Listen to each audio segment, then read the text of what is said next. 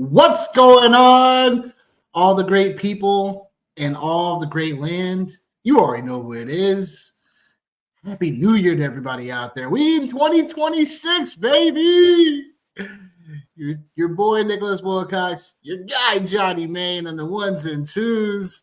Welcome to a special Saturday edition of the Fantasy Football Show. We're going over the props and DFS overall slate for tomorrow's games. We're starting at 4:30 and 8 p.m. EST Saturday night. Johnny, say what's up to the great people. Hey, happy Friday to everybody, man. This is different beat, different vibe. 2026 already out here, man. Trying to get right, trying to do right. You know what I mean? All gas, no brakes this year for you, man. So happy 2026, man, and happy Friday evening to everybody who's tuned in tonight. What up? So, AKA Johnny worrying about his liver in 2026. It's going on go for that. Yeah, man. Yeah. Going dry January here, man. I actually just got back from the gym today too, man. So yeah, so it's about to go down, man, for sure. So 2026, get it how you live, you know. Get it how you live is right, man. Shoot. Nah, just go out here and be the best version of yourselves out here for the new year, literally. You know what I'm saying? Just what is that y'all want to go accomplish? Go ahead and handle that. And worry and just have tunnel vision for the things that you want. So first time here, like, subscribe to the channel. Your favorite fantasy football homeboys at here. You know what I'm saying? So we out here for your people. You know what I'm saying? If you've been obviously there's people out here that want championships because of our advice. You know what I'm saying? Want some decent money this past season. You know what I'm saying? So go ahead, give us that like, subscribe to the channel. You know what I'm saying? We out here trying to get to 200 subs before the end of the NFL season is here. So please give your boys a shout. With that being said, yeah, we're here on a Friday night, people. Let's go and let's get it. We out here about to give y'all a little, a little bit of a sizzle. Want pregame, whatever, Sunday. So that being said, look, it's win or go home now, literally. It starts on Saturday, which is pretty remarkable. That the NFL has got just this overall little slate for what matters. So I think it's kudos to the NFL. They've definitely been on brand the last couple of seasons when it's come to this. Finding just the marquee matchups to set up for, spots where we want to see football and want to see it at the most dramatic fashion. So some people call it the script. It just happens to happen that way, but it is what it is. Winner go home now time. So, Johnny, any thoughts on that in terms of how the NFL has been nailing that? Is this something that you think they think they'll always be able to do, or? I think so, man. I think there's always going to be divisions that are going to be played close for sure. There's always going to be playoff races that are tight. I think too, there's a lot of historical records that are now up for grabs when you think about individual accolades now with the one game that's being added to the season. I know some people feel certain types of ways about it. I know I've heard some teams talk about, or some people just overall just talk about, it's more important for players to be healthy versus, what seed it is they get. So I think there's a lot of different concepts and a lot of different views, a lot of different takes on it. I think too, incentives for players, man, not only just historical, record book stuff, team records, contractual stuff. There's a lot of different narratives, I think, that come into play in week 18. I think, especially with it being a lot of division-based games. I think that's the one thing I do think the NFL did get right is the division-based games. I don't even know. I think, literally every single game, they're all division games this week. And some of them mean something, some of them don't. But even still, though, right, it's still for bragging rights inside the division. So there's a lot of things, man. And there's also coaches as well, man, still playing for their job, man. Raheem, you know what I mean? Raheem from Juice, I thought Bishop was about to do him, but I mean, maybe he still stays alive. The Minnesota Vikings have a chance to actually have a winning record despite everything, how craptastic this season has been for them. They still have a chance, to be over 500. I mean, there's a lot of different narratives, man. I could definitely put out there as well. But I think the NFL, like one of the few things I think they've got right from the consumer side of things is having meaningful division games in Week 18. Totally. So just nailing it from all point of view. Like they've been doing it, they've been killing it. First things first. NFC South crown. Can someone just win this division? Hurry up, please. It's been a drag out long thing. You know what I'm saying? Like it's just I don't know. That's how I feel about it. But for the NFC South crown, pretty much. But we'll get to that in a moment. But Carolina, a 3-point underdog going to Tampa Bay. The over-under 43.5. Start time 4:30 tomorrow night. That's EST. So that being said, look, I think from the Panthers side of things, like they're playing with house money once again. And the caveat right now is that even if the Bucks win this game, we're going to be watching that Atlanta game tomorrow. Because if Atlanta wins, and they're pretty much all going to finish with the same record, if Tampa Bay wins, Carolina still gets into the postseason, still wins the NFC South crown. So, yes, and if the Bucks win, that's what we'll have to watch out for tomorrow, technically. But if Carolina wins, they win it out, they straight out, and they're division NFC South division champs after all this struggle between 17 weeks. So, Johnny, what are you saying about this game? Who you like and why? Oh, man. Well, who do I like? Well, I think that's a loaded question. I like Baker Mayfield. I like the Tampa Bay Buccaneers. I like them. I like them. That's the problem, is I like them. I like them. That's the problem. I wish I didn't like them. And it's not only just like, not like it. Yeah, there's so many different things. So I'll start off with this right here. Baker Mayfield against the Carolina Panthers. 5 wins, 1 loss. Yeah. And of course, obviously, the loss happened, this season. Like wild to me. So then, you throw that into the equation as well. It's 5-1 record, 9 touchdowns, 4 interceptions. Literally the worst. Actually, it's not the worst game he played against Carolina. That was actually one of his first games in that division, but like just a very bad game. And looking at this, man, it's actually kind of crazy. Like Carolina is actually, even like when they haven't been good, like they've actually done a pretty good job at getting after him historically, man. So I don't know, man. He's averaging 219 passing yards during this time, man, where he's played against the Carolina Panthers. And obviously one of those games was when he was with Cleveland. The rest of them have been since he's been with Tampa Bay. Man, I want to pick the Buccaneers so bad in this game, but I can't do it. But I cannot do it. I can't do it. Like, I will not fall victim again. And I think this has been one of the things, like, for them has been the fact that they just haven't played well, man. In their run game, everybody's talked about, Baker Mayfield, and granted, like, that's went, like, downhill, like, big time. But, like, their run game, man, Bucky Irvin, one of your boys, man, 3.5 yards per carry, ninth fewest amongst running back in the league with 40 carries. Like, I think it pains me to say this, but maybe he is more of a change of pace guy. Maybe he is more of a change of pace guy, or maybe it's just the fact that like he cannot literally handle that type of workload. Mike Evans, since Mike Evans has been back, Mike Evans has been getting busy, man. 30% of his routes he's been targeted on.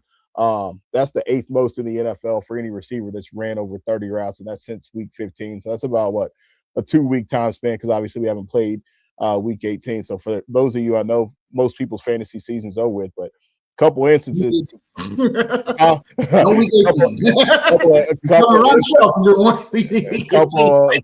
Couple instances I know in some leagues where Mike Evans was dropped, and if he was dropped, you were able to pick him up, man, and hopefully it worked out pretty well for you in that space. So yeah, and then Emeka Ibuka, just I don't even know what happened, man. Like I don't even know. It's went downhill, man. But he's still second in the league for incomplete air yards. So I really want to take the Bucks, if you can't tell. I really want to take the Bucks. but I'm not going to do it, man. I fell victim to him all year long. And this it feels like this is a spot where Baker Mayfield just comes up big, man, and just wills his team to a win. But I can't do it. I can't do it, man. I cannot do it. I can't do it. I won't do it. And then the other part of this too, man, for me, like I think like we have to talk about the Carolina running game, man. Like we have to. Yeah. We have, and Bryce Young, 21 touchdowns, 10 interceptions so far this year. This is it, man. Like this is it. This is what they've wanted. They're in a prime position to go win the division. I'm gonna go with the Carolina Panthers in the upset for the NFC South crown. I got to do it, man. So, and plus the points too, like the points that's the other part of it too, man. I can't see it, man. I think Carolina's hungry. They haven't been here before. It's been a long time since they've been here. Yeah, man, give me Carolina, bro. I mean, if you want to talk about DFS ownership too, I'll hit on that like super quick before I kick it over to you. Yeah. DraftKings wise, Bucky Irving, 46% owned. It looks like he's going to be the highest owned player. Interesting. Let me ask you, are you doing it? Are you playing him? No. Yeah, fair enough. Fair enough. It's not that I don't believe in Bucky.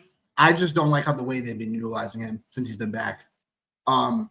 He's been getting touches. It's just more about like the goal line. It's like you're literally putting Sean Tucker in it every time. And it kills the upside, kills the ceiling for him.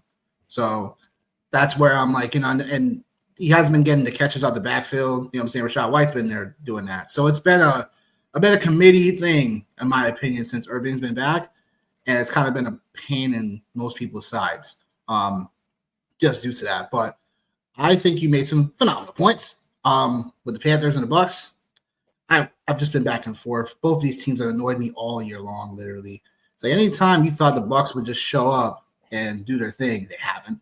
And anytime you think Carolina would, just not perform as well, they show up.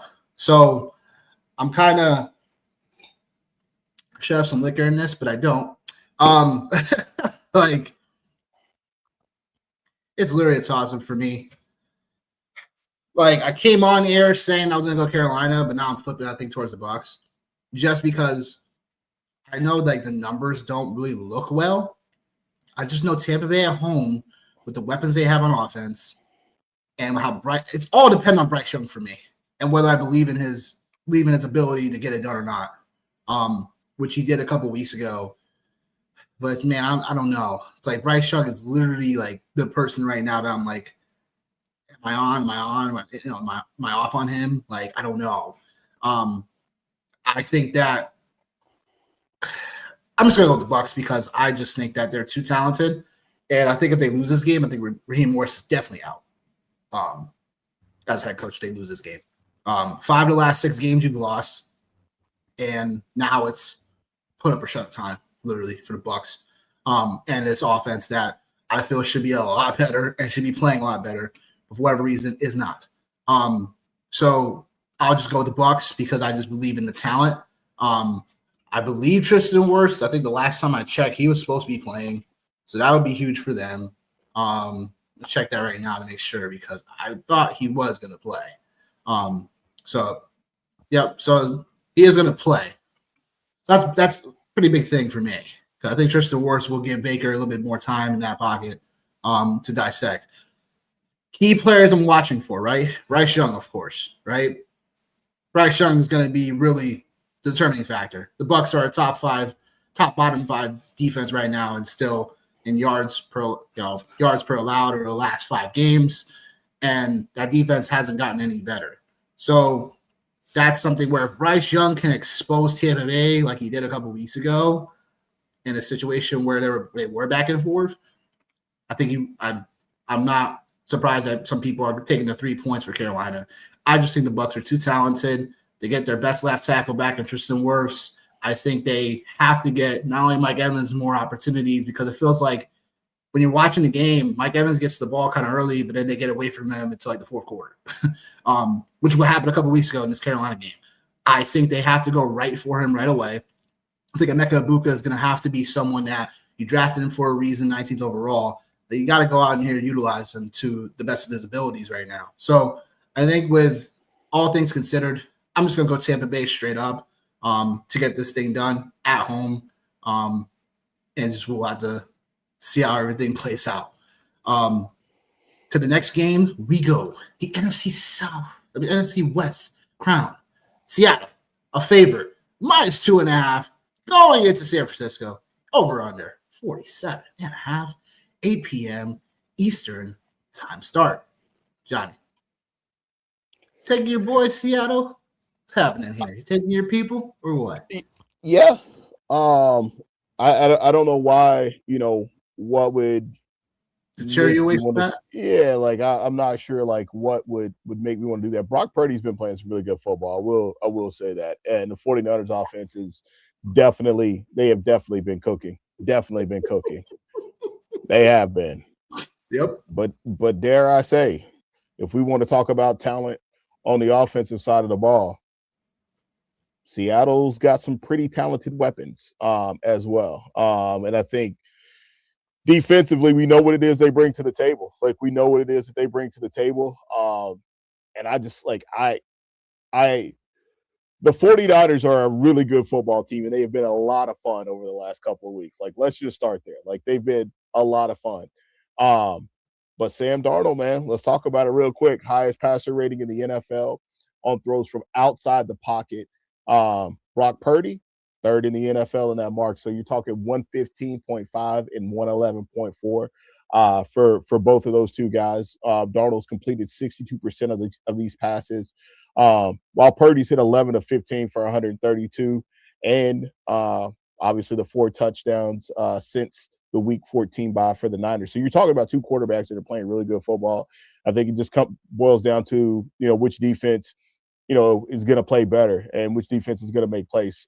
San Francisco just hasn't stopped anybody. Like, they haven't stopped anybody. One of your favorite stats, man. They play a ton of cover 4, so obviously, like, this gives JSN the opportunity to absolutely get busy. And then you think about guys like Ken Walker. Son of a bitch. I know, hey man, like it's there. Like I'm showing you love. I'm showing you the love. I'm showing you the love. I was close to you on that one. Yeah. I don't go mixtape Wheezy. You know what I mean? I don't have to be the merit. Yeah, I give you a credit. So I think like there's that, man. That's one of the things that, like, obviously, like, to pay attention to. And then Brock Purdy, pretty good record, man, against Seattle. 6-1 against these guys over the last 6 games played. He's put up some pretty solid numbers, man. He's had a 105 QB rating is what he's averaged during this time frame, man. So obviously he's had some pretty big games, man. 277 yards and 2 touchdowns. I feel like this was back in like week 1 or week 2. I think is when that game was played, before we really knew what Seattle had. Right. Yeah, I'm just gonna take this. I'm just gonna take the Seahawks, man. Like, in this space. Again, like, would it surprise me if the 49ers won? No, I think this game is definitely a lot closer in respect than the Carolina Tampa Bay game. So I think either one of these teams could win. I think you could obviously make a case and an argument. You can make a case and an argument for either one of these teams to go out and do a lot of damage in the playoffs, just in general. So, yeah, man, I'm going to take the Seahawks, man. The safety, the security, the run game, and dare I say that the Seattle Seahawks. Here's the narrative. I've already got it. The Seattle Seahawks come out and out Shanahan. That's what's going to happen. There it is. They're going to run the ball, except for, obviously this team, they've ran the ball at one of the highest clips, if not the highest clip in the NFL. You get Sam Darnold outside the pocket, like we just talked about, get him on the run. You get JSN involved, obviously. They're going to out Shanahan in this one is how this is going to shake out. Although the other narrative too, like, as I'm continuing to cook these narratives in my head, both of these guys like crazy familiar with each other, obviously, because Sam Darnold, I just now remember this actually, that Sam Darnold really credited Brock Purdy for a lot of his growth while he was there in San Francisco as the backup. So I think just a lot of familiarity there is really awesome, and it's great to see Sam Darnold, what he's been doing, man. And I'm low key, man. I'm rooting for Sam Darnold, low key, man. You got a big head, but like literally, you got a big head. Might have like one of the biggest heads a human being can have. But I'm rooting for him, and I'm rooting for the Seahawks, low key, man. Yeah, that's fair. Oh boy, yo. I guess it's like the Niners. This Niners offense is definitely like white hot, right? Niners in the last, during a 6-game win streak, you know what I'm saying? Like at least 430 yards, 28 first downs, averaging 37 points in each game. It's crazy. Something. I'll just say that. Darnold leads the NFL in giveaways this season. That's my whole thing. Do I believe in this Niners defense, who we know is a bottom 5 team still in pressure rate, and about league average when it comes to takeaways? Like, that's where I kind of like, do I believe in that or not? And then, yeah, like, look, I think we know who the Seattle RB1 is finally, I think. Hope so. I think that's hopefully that's it's gonna stick this week. But who knows? Let's just say who knows. That don't matter at this point. Like, like it don't matter. For us, it don't matter no more. Yeah, it don't matter, man. It don't you know what I'm saying? Like, when we look over our review, I guess, you know what I'm saying? This is what it is. But I'll just say this. I think we're going to see a good game here. I expect the over. Give me Seattle. I think that Seattle is too put together right now at this point. I think that the Niners are still going to be, I don't think they're going to get stifled. You know what I'm saying? But it's definitely a completely different team. Both teams are, obviously, since week 1. So I'm expecting a good game. I'm expecting Seattle to take this one. I believe with Seattle, with the win here, they keep the Rams at 6 seed. Believe that's the case if they win. So we'll just have to find out what happens. I do expect Seattle to take this one. Darnold's got to play some clean football. I think that's one of the biggest things that we'll have to, in general. It's like he's kind of, been lackluster in these type of spots, especially looking at last year down the stretch. So that's something to look forward to. But I do think Seattle has the matchups here to expose the Niners, and it's going to be on the Niners to either get stops or just consistently keep up the points. Seattle, we know, with a defense that, can get after it completely and can shut offenses down.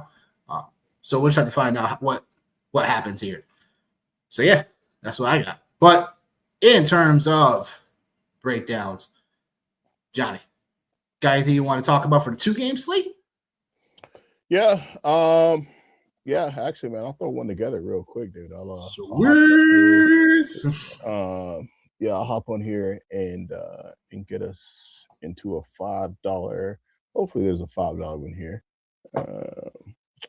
We'll play on DraftKings here because why not? Let's see, classic. What's the idea, huh?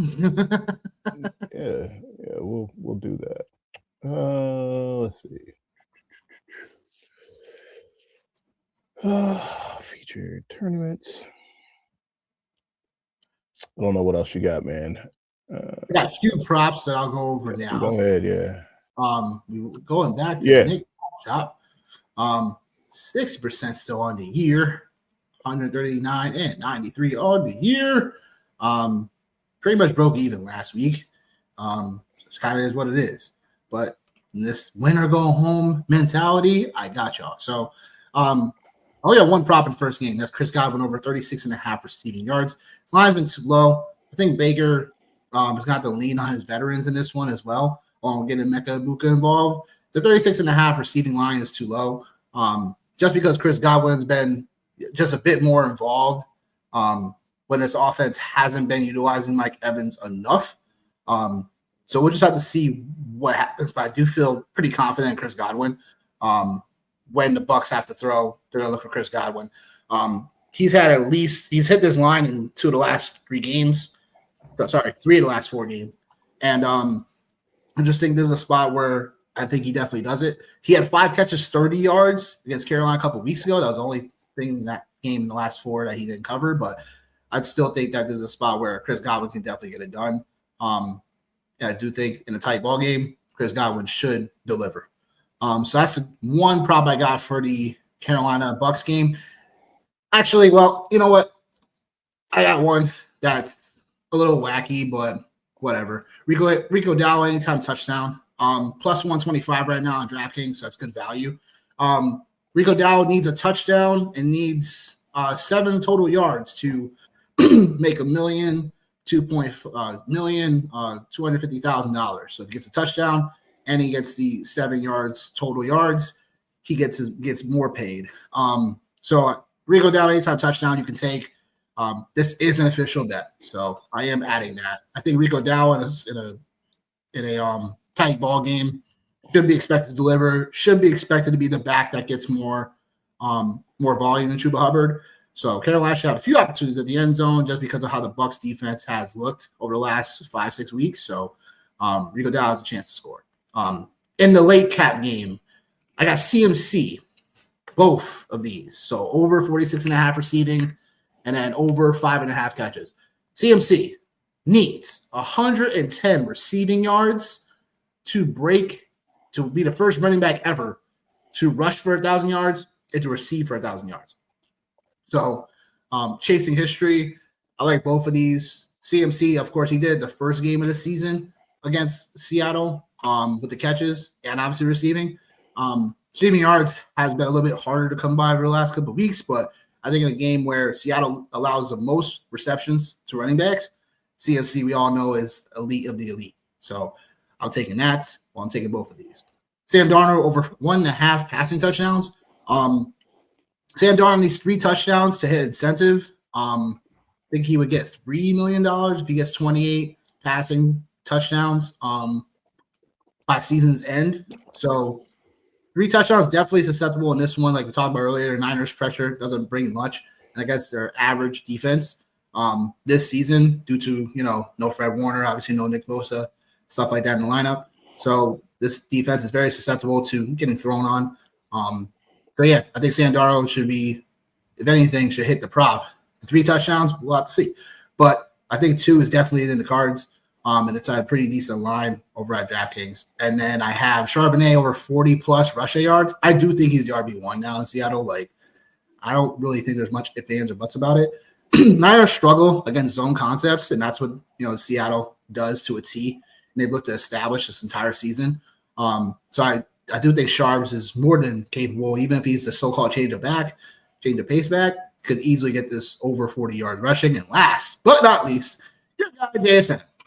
Because of what you said earlier, over 100-plus receiving yards. So, obviously, Darnold and JSN have a thing for shell coverages. Darnold averages 10 yards or more against shell coverages. That's cover 3, cover 4. JSN, we know, absolutely a master at these coverages. So, that being said, 4.46 yards per route run for JSN against shell coverages. So, definitely love this line. And JSN, they need him to win. So don't stop giving him the ball. There you go. So that's why I got cooking in the prop shop. Now, giving the floor to Jeff. Yeah. One of the things I just wanted to look at too, as we were going through all this, I was just checking the weather. And for those that are familiar with Kevin Roth from Roto Grinders, we got yellow in both of these games here. So just something to kind of be aware of. Decent chance of rain in Carolina and Tampa Bay. Oh, that's fun. I know, right? And then San Francisco and Seattle, rain. Said he doesn't know a lot until closer to kickoff, but winds 10 to 15, gust around 25 miles an hour. So it might be interesting to see how this all shakes out. And to the point, like your Rico Dowdle call, man, like if it is one of those type of games, I don't know, man. It's always something funny about like those underdog teams in those games with inclement weather, man, because weather is the ultimate equalizer in games like this. So, all right. So let's get to it, man. All right. And we are off like a dirty pair of skivvies here. All right. So there is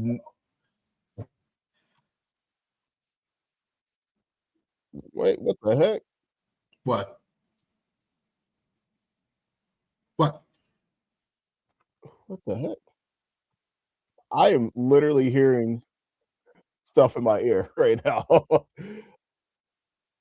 Hold on. What is going on? Can No you hear idea. that? Nope. Can you hear that? Nope. I just hear your voice. And now I don't hear your voice. I'm jumping out, jumping back. Oh. I was like, wait a minute. Is there a technical issue going on his side? Yo. Oh, yo, wait. He said he was gonna jump in and jump out. Well, that being said, look, as we wait for Johnny to get back on, I think tips for a 2-game slate really is that, you know, we talked about it before the show started. Bucky Irving right now, projected ownership is 46% on this 2-game. Now, I understand why, because at 6,100 makes some type of sense. The matchup for Carolina is somewhat there. I just don't like how it's still like a 3-back committee in Tampa Bay, especially with Bucky not getting the goal line work. That really makes me nervous in terms of his overall outlook for a slate that is already a 2-game slate, and it's overall just something that, you know, we have to pay attention to. But listen, I just tell me Alan Bucky if he's going to be 46% owned, especially if you're trying to take down a tournament for sure. So a pivot I like, obviously, like either you think Rashad White can be a little bit more involved. Obviously, Charbonnet will be more in ownership as well. But I think going Bucky might be a little bit of a mistake. And then that's where I overall see at least a running back position. So you have to have at least one spot in these 2 games to get really different at. And then the rest to kind of hit the rest of your lineup just has to hit. Johnny, what you got for notes? What you got for us lineup base wise? Like, I'm getting ready to cook this up right here, man. So this is gonna be fun. Sure. Because obviously JSN is someone that we have to, definitely a staple. Definitely a staple.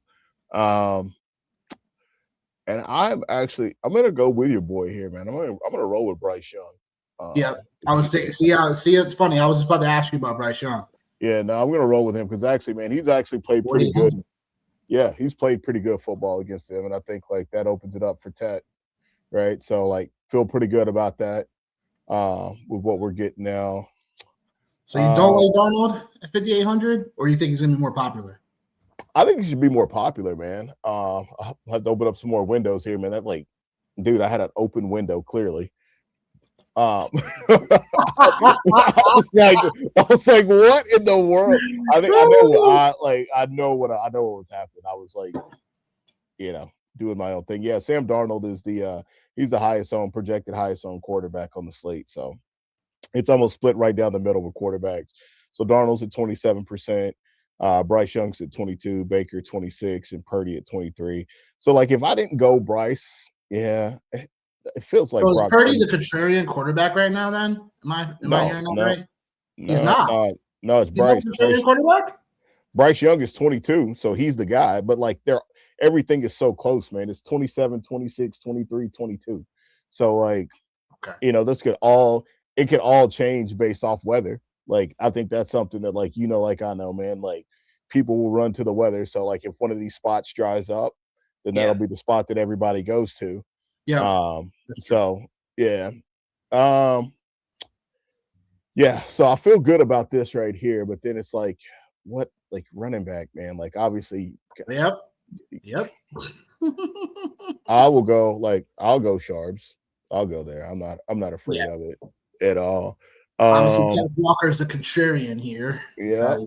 All of a sudden, it could be Kenneth Walker day. Yeah, which like, there's a part of me that does want to play him. There's a part of me that does. There's a part Is there a consideration where you play both? Think at Seattle will just run how it goes? I don't know. We can see how we could get there. Man, dude. No. So now all of a sudden, dude, you're playing a ton of Seattle Seahawks now. That's where literally based on over-unders, like that's where majority of people may go. So all you would need probably is a piece or two from that Tampa Bay Carolina game if it doesn't go crazy. You expect Seattle, San Fran, just gotta get the right pieces. That's what 2 games are really all about. Like, I can literally see like a random like DeMarcus Robinson touchdown late. You know what I'm saying? Like from a random of 3,300. Like, especially if Pearsall's not playing, like something just to keep in mind. Like, it's just I know you got to get a little dirty in these 2 games if you want to take him down. So I'm getting dirty. I'll go with Jalen. I'll go with Jalen McMillan. I think he like low key. Like if something crazy happens, that could be a spot. You know, like that could definitely be a spot. He definitely showed ceiling last week. Yeah, I know, dude. I know, man. Dude. We were all about him, man, during the off season, man. He helped some people win some championships last year, man. Dude, he was the Michael Wilson of last year, dude. Wait, yeah, I know it is. It's crazy. And then I'm trying to see, if I can get to McCaffrey, so I might, yeah. Oh my God, dude, this is. I know. Actually. I think for tight end. Oh, there you go. But then, but then it's like it is overload on Seahawks, though. Overload. Yeah. Overload. Yeah. Like, it is overload on Seahawks. Holy. Overload.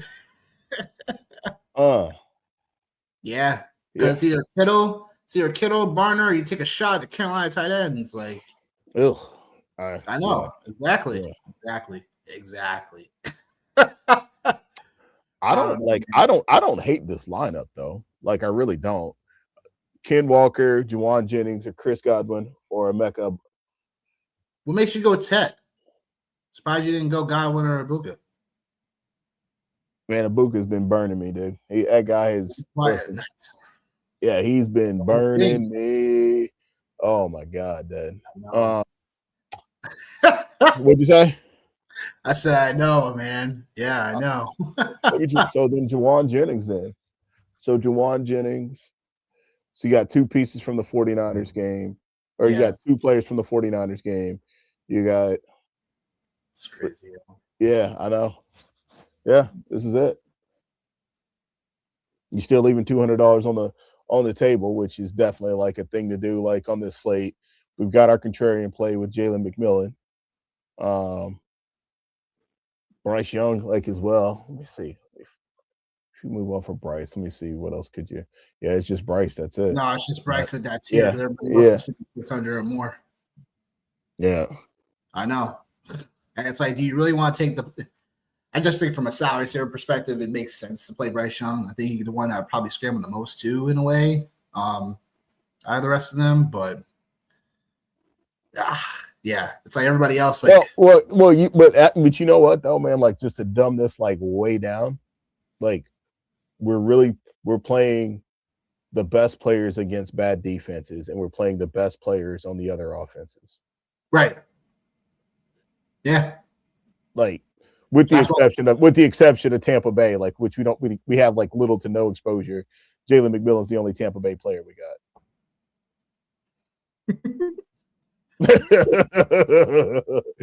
Less on my end. So I guess what I got is if Ricky Pearsall plays, I definitely want to play him 5,100 over Tet, and then it's more about just.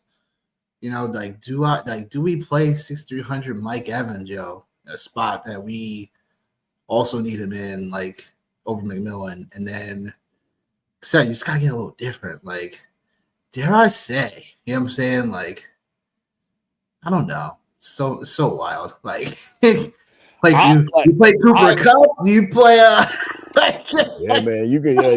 Bro, listen. Oh my God, man. I was like, I don't even know. I was in my bag the other night, just like looking at stuff, and man, there are some guys that like outproduce Cooper Kupp that like you wouldn't even dare say out loud on national television or on a satellite program, for kids under the age of 18. Like, just, jeez, like, yeah.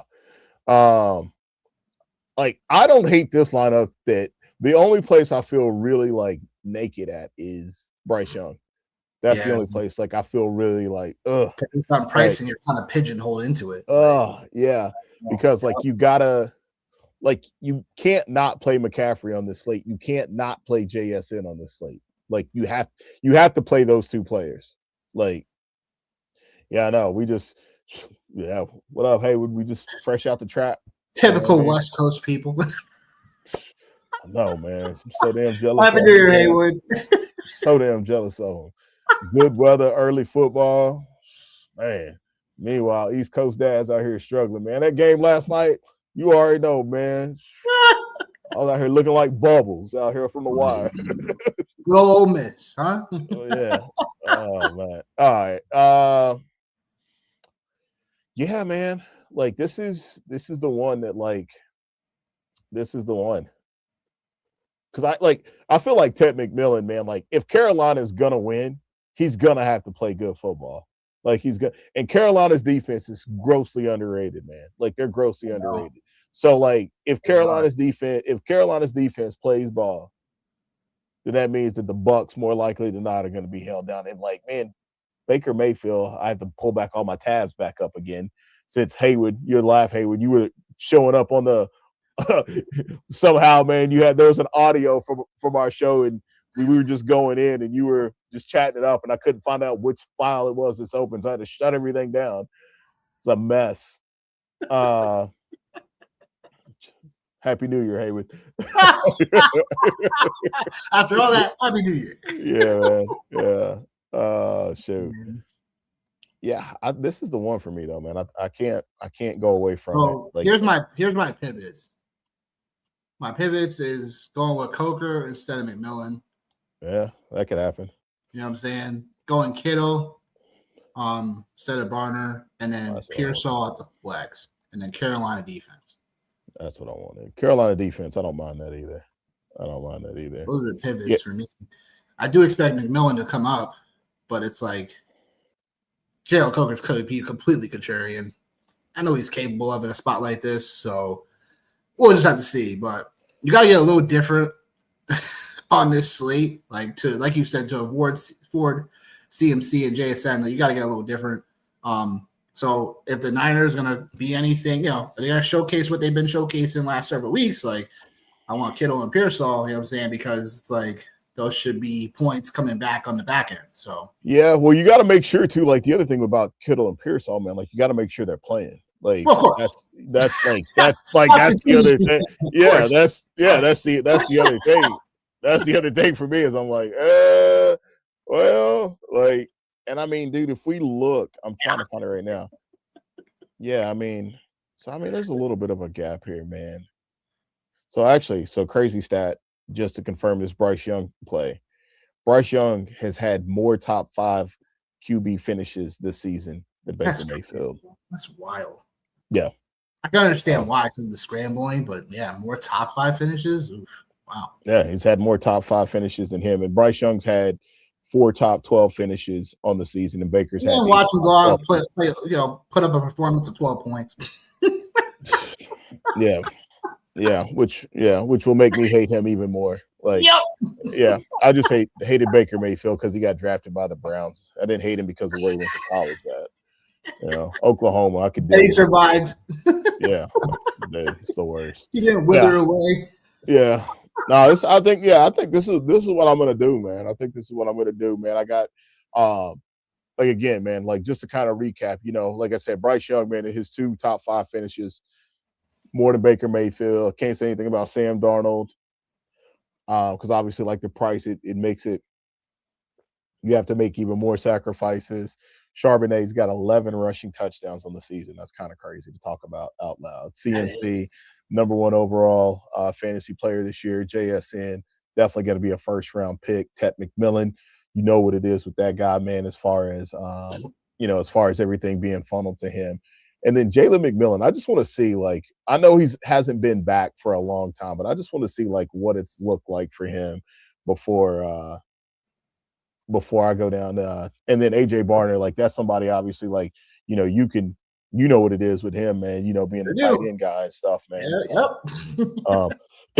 Jalen McMillan last week, wide receiver number 10 on the season. So our wide receiver 10 on the week for week 17, AJ Barner, and then Jawan Jennings, man. That's somebody that like a lot of people, it was a slow start for him, man. Definitely was. It was a slow start, and it was a painfully slow start, too, with his 1,000 broken ribs and everything else that he had going on. But like literally, like in the middle of this heater for the 49ers, he's been right in the middle of it, man. Wide receiver 19, 19, 12, 16, and then a lowly wide receiver 26, man. So I feel all right about it, man. I'm gonna let it ride, bro. This is what it is. Done. And set. And set. Winless, lots of money. Doing it. And then DraftKings, you whores, you're sending me. You got these pictures of these Dos Equis beers up here, knowing I'm not drinking them. My favorite beer. Let me close out of it. Yeah. Go back to drinking my water. Yo. Oh boy. Well, yeah. A short show. So, any final thoughts? Any old man rants upcoming? Or is it too early for that? No old man rants. You guys will get that on Sunday morning as you watch my Pittsburgh Steelers get ready to go against the Baltimore Ravens. So Don't worry. I'll be on one. I said, man, I always pick the greatest times, man, to go dry January and, stuff. It's always right at this time when my team sucks. Yeah, bro, listen, I know. Listen, I'm going to be very, very, very, very, very, very selective of week 18. Like this is probably the most I'm going to play in DFS, man, because there's some stuff that's a mess out there. And I said, you know what? I'll just wait for the playoffs, man. I'll just wait for the playoffs. Got some props I want to play. I got some eyes on. I'll mess with those. I'll mess with a couple props, man. But it's really just going to be one of those things where you got to find out what's the injury reports are and who's taking a personal decision not to play. Who's going to play for the first half only. Who's going to absolutely not play, like some of these Eagles guys already ruined some of their guys out already. Like, so Packers guys too. Packers guys too. Yeah. So Jordan Love was ready. He's ready, but he won't play obviously this week. So it's gonna be an interesting week. Try to take advantage of some of these books. Take advantage of the books. So I guess I don't have anything, man. Final thoughts for myself is don't forget about your boy who drops a deep league waiver wire NBA article over at Fantrax every week. Because we're swinging into that now. So, but that being said, we still out here rocking. So, looking forward to a nice 2-game slate tomorrow, and then Sunday we're gonna be out here 10:30 a.m. EST, normal start time. And then just again, we'll probably do this again next week, just because super wild card is next weekend. So just be on the lookout for your favorite fantasy football homeboys. So for Johnny and myself, we'll see y'all Sunday 10:30 a.m. EST. Peace.